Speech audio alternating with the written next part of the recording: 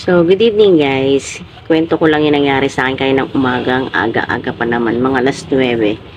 Biglang may pumunta rito na taga-barangay Mabugan. Taga-barangay daw siya. May dala-dala siyang walkie-talkie ba yun na parang talagang taga-barangay siya. Tapos, pumunta siya, nagmamadali siya. Sabi niya, ano ba yun?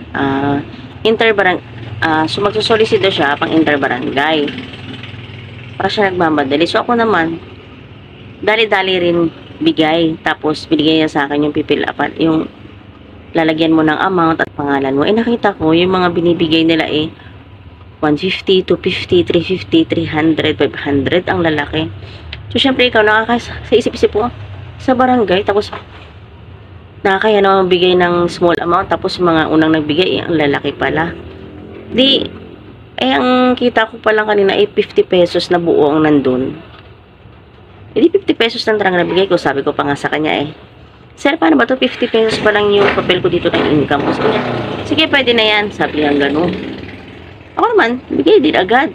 Tapos, huli ko na na-realize, sabi ko, tama ba yung taong pinagbigyan ko na taga-barangay? Isa-isip-isip ko, parang hindi naman nagsasolicit yung mga taga-barangay at hindi ko siya kilala kasi sa tagal ba naman, di ko pa makikilala yung mga taga-barangay.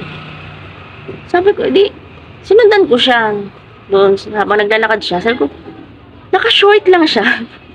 Hindi ko kasi siya kita kasi nga mataas yung, so hindi ko makikita yung suot niya. Nakita ko lang yung t-shirt niya. Naka-formal naman siya pero naka-short pala siya. Sabi ko, ba't naka-short? Tsaka wala siyang, hindi siya naka-mobile ng barangay. Dapat kasi may escort siya taga-barangay kung talaga nagsusolicit siya.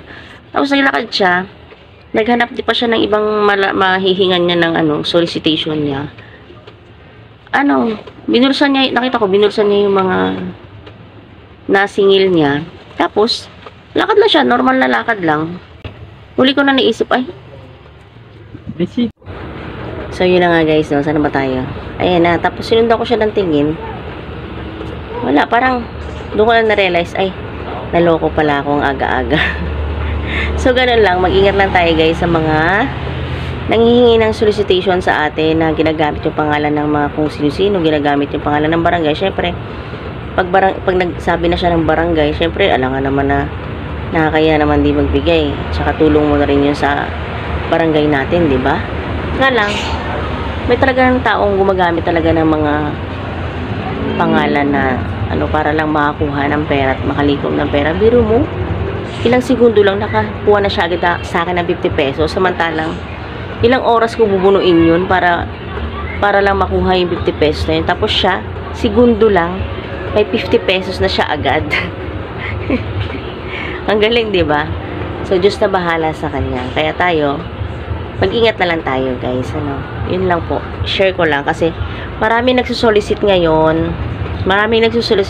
Solicit ngayon kasi pa December. So, ingat tayo sa mga manloloko, sa mga scammer. Ingat po talaga tayo guys kasi napakarami na talaga nila. So, nadali ako kanina at hindi na yun. Sana maulit pa. At bilang aral na rin sa akin. Charge to experience, diba? Good night!